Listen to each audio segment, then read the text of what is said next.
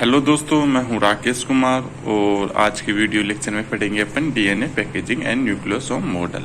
दोस्तों, मैं आपके लिए हिंदी और इंग्लिश बाइलिंगुअल लैंग्वेज में नोट्स टाइप के लेक्चर लेके आता हूं। यदि आप बीएससी और एमएससी के स्टूडेंट हो और आपको किसी टॉपिक्स पे नोट्स बनाने में प्रॉब्लम हो रही है तो आप यहाँ से डायरेक्ट वीडियो को पॉज करके पढ़ सकते हैं। और यदि कोई टॉपिक समझ में नहीं आ रहा तो आप कमेंट कर सकते हैं, नेक्स्ट वीडियो लेक्चर मैं उसी पर ही बना दूंगा। चलो तो आज स्टार्ट करते हैं DNA packaging and nucleosome model. किसने दिया था भाई? 1974 में रेगर एंड कॉर्नबर्ग ने रिपोर्ट किया था कि क्रोमोसोम डीएनए एवं प्रोटीन से मिलकर बने होते हैं। जो अपन की यूकैरियोटिक क्रोमोसोम है, ह्यूमंस में क्रोमोसोम प्रेजेंस होते हैं, वो डीएनए और प्रोटीन से मिलकर बने होते हैं। प्रत्येक क्रोमोसोम के अंदर एक सिंगल डीएनए मॉलिक्यूल होता है। भाई जो क्रोमोसोम होते हैं, आगे अपन स्ट्रक्चर देखेंगे। क्रोमोसोम में क्या क्रोमेटिड स्ट्रक्चर होती है और इसके अंदर जो डीएनए प्रेजेंस होगा ना, वो एक सिंगल डीएनए मॉलिक्यूल के रूप में प्रेजेंस होगा। और विभिन्न प्रोटीन मॉलिक्यूल के साथ कई बार coiled and super coiled form में क्रोमेटिन्स का फॉर्मेशन करेगा। क्या होता है कि जैसे डीएनए होता है और प्रोटीन होती है, तो जो प्रोटीन होती है ना, उसके ऊपर ये coiled and super coiled form में प्रेजेंस होता है। जैसे कोई एक प्रोटीन हो गई, ये आपकी प्रोटीन है, ठीक है। तो इस पे जैसे कोई डीएनए मॉलिक्यूल आएगा ना, तो इससे जैसे ऐसे लिपट जाएगा, तो ये किसके स्ट्रक्चर फॉर्म में हो जाएगी? ये किसकी हो जाएगी? ये कोइल्ड फॉर्म या सुपर कोइल्ड फॉर्म का फॉर्मेशन कर लेगा, ठीक है। क्रोमोसोम प्रोटीन 2 टाइप होती है। जो क्रोमोसोम में जो प्रोटीन प्रेजेंस होती है 2 टाइप की होती है। कौन कौन सी? एक तो हिस्टोन प्रोटीन होती है, एक होती है नॉन हिस्टोन प्रोटीन होती है। अब इनके फंक्शन क्या है वो देखते हैं। हिस्टोन प्रोटीन यह एक तो सिंपल और मेनली स्ट्रक्चर प्रोटीन होती है जो बेसिक एमिनो एसिड से मिलकर बनी होती है। जो हिस्टोन प्रोटीन होती है वो मेनली स्ट्रक्चर प्रोटीन होती है क्रोमोसोम की, जिसमें बेसिक एमिनो एसिड कौन कौन सी होती है? हिस्टिडीन, आर्जिनिन एवं लाइसिन से मिलकर बने होते हैं। हिस्टोन प्रोटीन में पॉजिटिव चार्ज होता है, ठीक है भाई। हिस्टोन प्रोटीन पे तो पॉजिटिव चार्ज होता है और डीएनए पे कौन सा चार्ज होता है वो पता है ना? तो नेगेटिव चार्ज होता है। और इन दोनों में फिर इंटरेक्शन होगा तभी तो सुपर एंड ये कोल्ड फॉर्म में बनेगा ना। Hydrophilic and low molecular weight वाले होते हैं। इनका मोलिकुलर वेट ऑलमोस्ट 2000 डाल्टन होता है। अब क्या है कि स्टोन प्रोटीन भी 2 टाइप की होती है। एक तो होती है कोर स्टोन, इसमें क्या प्रेजेंस होते हैं? H2A, H2P, H3, H4। यह हिस्टोन प्रोटीन कहलाती है, कोर स्टोन प्रोटीन कहलाती है। H2A, H2B, H3, H4 यह सभी डाइमर फॉर्म में ऑक्टामर स्ट्रक्चर का फॉर्मेशन करती है।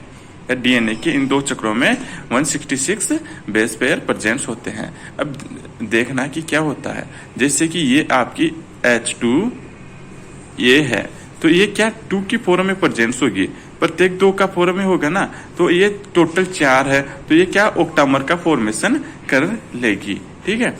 जो H2A, H2B and H3, H4 होती है ना, ये 2 की फॉर्म में प्रेजेंस होगी और ये क्या कर लेगी? डीएनए ऑक्टामर का फॉर्मेशन कर लेगी। अब इनको जोड़ने के लिए एक प्रोटीन होती है, वो कौन सी होती है? लिंकर स्टोन प्रोटीन होती है। यह 2 न्यूक्लियोसोम को जोड़ने वाला डीएनए अर्थात न्यूक्लियोसोम के बीच पाए जाने वाला डीएनए प्रोटीन लिंकर प्रोटीन कहलाती है। भाई 2 न्यूक्लियोसोम है, एक न्यूक्लियोसोम आपका ये हो गया, ठीक है, और एक ये हो गया। अब इनको लिंक करने के लिए जो स्टोन प्रोटीन काम में ली जाती है ना, उसको क्या बोलेंगे अपन? H1। और इसके लिए जो डीएनए भी यूज किया जाता है H1 है ना, डीएनए लिंकर प्रोटीन बोल देंगे, ठीक है। विभिन्न स्पीसीज में लिंकर डीएनए की लेंथ में भिन्नता पाई जाती है। इस डीएनए में 1 to 80 बेस पेयर युग्म पाए जाते हैं, ठीक है। स्टोन प्रोटीन का H1 मॉलिक्यूल लिंकर डीएनए के साथ पाया जाता है। अपने पहले बताया ना कि भाई 2 न्यूक्लियोसोम होते हैं, एक तो ये, तो इनको जोड़ने के लिए कौन सी स्टोन? H1, और जो डीएनए मॉलिक्यूल के साथ वर्क करती है ना, तो इसको बोल देंगे H1 मॉलिक्यूल लिंकर डीएनए, ठीक है। अब आती है non histone protein. Non histone protein किसे कहते हैं? इससे अपन शॉर्टली NHC कहा जाता है, ठीक है, NHC बोल देते हैं। ये मोस्टली एक्टिव टाइप होती है। और स्टोन प्रोटीन क्या होती है? स्टोन प्रोटीन मेनली क्या होती है? सिंपल होती है और वो स्ट्रक्चर प्रोटीन बोलते हैं, और इससे बोलेंगे अपन एक्टिव टाइप की। इसका फंक्शन क्या है वो देखेंगे कि इनका मोलिकुलर वेट स्टोन प्रोटीन की तुलना में अधिक होता है। इसका कितना होता है? 11,000 से 21,500 तक होता है, और उसका कितना था 2,000 डाल्टन तक ही था। तो अपन पीछे की बातों को भी याद करते करते चलेंगे, ताकि अपन जैसे वीडियो लेक्चर पढ़ेंगे ना, वीडियो के साथ ही अपन की ये सब चीजें याद होती चली जाएगी। ठीक है। NH नॉन हिस्टोन प्रोटीन होते हैं ना, में एमिनो एसिड जैसे ट्रिप्टोफान एंड टायरोसिन अधिक पाए जाते हैं। इनका सिंथेसिस G1 एवं G2 फेज के दौरान होता है। एनएनसी मेनली 3 टाइप की होती है। अब G1 एंड G2 आपने सेल साइकिल्स में पढ़ा होगा, G1 एम फेज, G2 वगैरह ये थी ना, G1 फिर S आती है, फिर G2। ठीक है। तो ये आपने सेल साइकिल में पढ़ा होगा। यदि अभी तक ये G1 G2 सेल साइकिल समझ में नहीं आई तो आप कमेंट कर दीजिए, मैं नेक्स्ट वीडियो उसी का ही बना दूंगा। स्ट्रक्चर एंड सिंथेटिक, ठीक है, एंजाइमेटिक एंड रेगुलेटरी, ये 3 टाइप की एनर्जी होती है। एनर्जी कई प्रोटीन एवं हिस्टोन प्रोटीन के मेटाबॉलिज्म, कई एंजाइम जैसे पॉलीमरेज, न्यूक्लियस के मेटाबॉलिज्म एवं डीएनए द्वारा जीन एक्सप्रेशन को रेगुलेट करती है। पर इसका फंक्शन क्या है ना, इसका फंक्शन ये है कि जो मेटाबॉलिज्म एक्टिविटीज होती है, जीन एक्सप्रेशन होता है, उनको ये रेगुलेट करती है।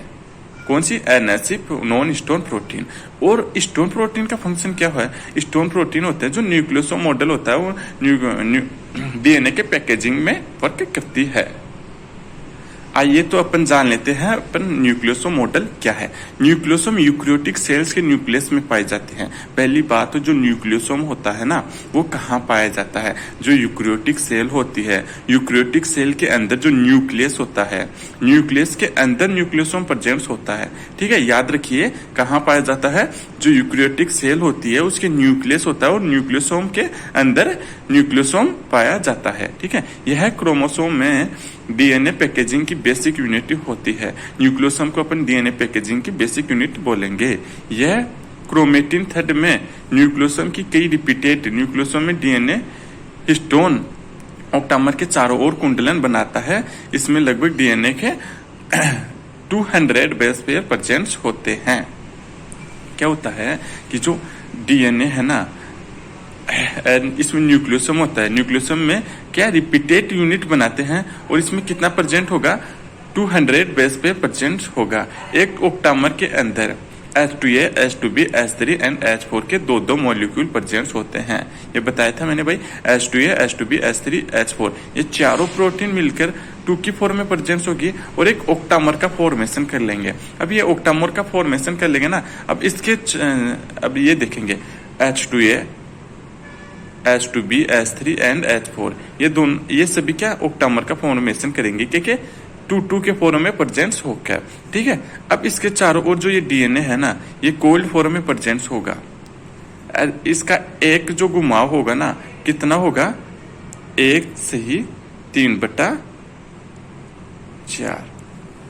ठीक है, एक डीएनए का घुमाव 1 से ही 3/4 घुमाव पाया जाता है, जिसमें 147 बेस पेयर होते हैं, जिसमें एक न्यूक्लियोसोम का फॉर्मेशन होता है। न्यूक्लियस में अनेक न्यूक्लियोसोम एक पॉलीमर की फॉर्म में पाए जाते हैं, और 2 न्यूक्लियोसोम बॉडी को H1 स्टोन सहित लिंकर डीएनए के द्वारा जोड़ दिया जाता है।